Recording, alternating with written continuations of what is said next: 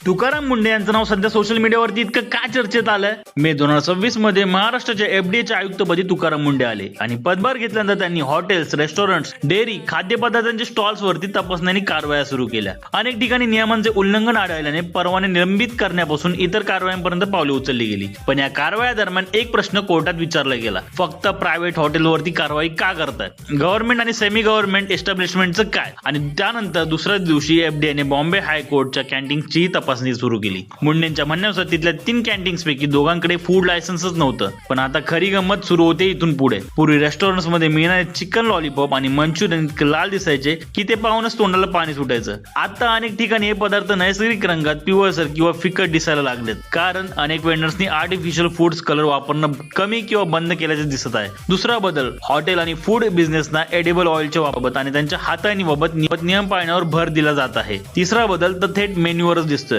काही रेस्टॉरंट्स आता बोर्ड लावत आहेत, आम्ही प्युअर पनीर वापरतो. आणि ही कारवाई फक्त किचन पर्यंतच थांबलेली नाहीये. गुटखा आणि पान मसाल्याच्या जाहिरातीवरही एफडीएने कारवाई केल्यात. विमल इलायचीच्या जाहिराती प्रकरणी शाहरुख खान, अजय देवगण आणि टायगर श्रॉफ यांना शो कॉज नोटिसेस देण्यात आल्यात, कारण एफडीएने त्यात प्रोहिबिटेड टोबॅको आणि पान मसाल्याची सरोगेट ऍडव्हर्टायझिंग असल्याचा मुद्दा उपस्थित केलाय. म्हणजेच मुंडेंच्या कारवाईचा परिणाम फक्त धाडींमध्ये दिसत नाहीये. चिकन लॉलीपॉपचा रंग बदलतोय, रेस्टॉरंट्स प्युअर पनीर लिहू लागलेत, खाद्यतेलाबाबत काळजी घेतली जाते आणि प्रोहिबिटेड प्रोडक्टच्या जाहिराती करण्यासाठी नोटिसा मिळतात. कदाचित हाच आहे तुकाराम मुंडे इफेक्ट. तुम्हाला व्हिडिओ कसा वाटला नक्की कमेंट करून सांगा. आणि तुकाराम मुंडेने तुमच्या एरियात कुठे कारवाई केली का नक्की कमेंट मध्ये सांगा. जय हिंद, जय महाराष्ट्र.